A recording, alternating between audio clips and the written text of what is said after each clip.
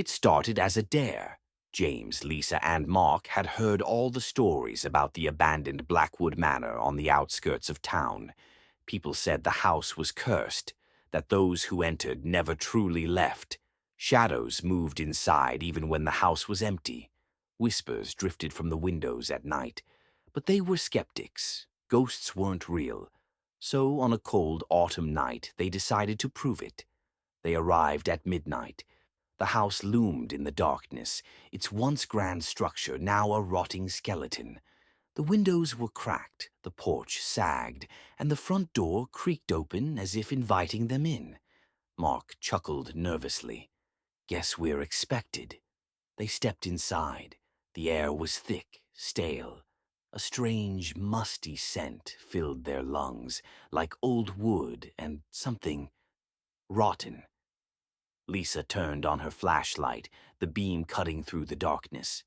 The furniture was still there, covered in dust and sheets, as if someone had just left years ago and never returned. Then the whispers started. Faint at first. Just the wind, James told himself. But then he heard his name. James! The voice was soft, almost pleading. His breath caught in his throat. Lisa grabbed his arm. Did you hear that? Mark shined his flashlight down the hall. The beam flickered. At the end of the hallway, a figure stood. A tall, shadowy figure with hollow, empty eyes. It didn't move. It just watched. Lisa screamed. The figure vanished.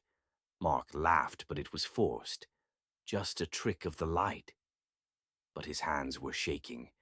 They moved deeper into the house. The floor creaked beneath them. James tried to ignore the chill running down his spine. Every now and then they heard something, a breath that wasn't theirs, a whisper that seemed to echo from the walls. Then Lisa stopped in front of a door. Guys, this one's locked. James tried the handle, rusted, unmoving. Then from inside something knocked. Once, twice, 3 times.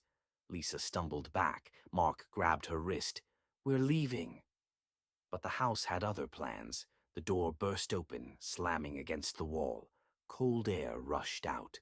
The light from Lisa's flashlight flickered wildly. The room beyond was dark, too dark, like a void, like something was waiting. Then they saw it. A single chair in the center of the room, and sitting in it, a figure, not human. A skeletal grin stretched across its face, hollow sockets where eyes should be. The air grew heavy, pressing against their chests. The figure twitched, and then it stood up. The whispers turned into screams. The lights went out. James felt something grab his arm, cold fingers digging into his skin. He thrashed, trying to break free. He couldn't see. He couldn't breathe. Lisa was screaming. Mark shouted something, but his voice was lost in the chaos. Then, silence. When James opened his eyes, he was outside, lying in the grass. The house stood before him, dark and empty. Lisa was beside him, gasping for breath. Mark was nowhere to be seen. The front door was closed. James scrambled to his feet, shaking. Mark! He ran to the door, pounding on it. Mark, come on! No response. Lisa sobbed. We have to go. We have to go now. But James couldn't leave him. He pushed against the door, locked. He ran to a window, cupping his hands against the glass. The inside was dark, empty. No furniture, no dust-covered chairs, no signs that anyone had been there in years. And then, in the reflection, Mark stood behind him, only it wasn't Mark anymore. His eyes were black voids, his mouth twisted into an unnatural smile.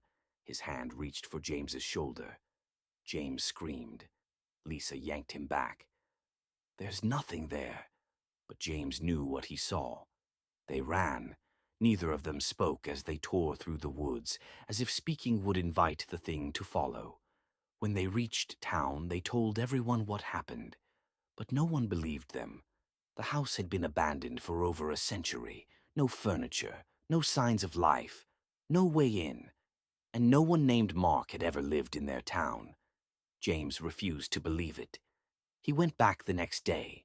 The house was still there, but different. Old, decayed, forgotten. He tried to open the door. It wouldn't budge. But as he turned to leave, he heard it. A whisper. James. And a handprint appeared on the inside of the glass. A handprint too large to be Mark's.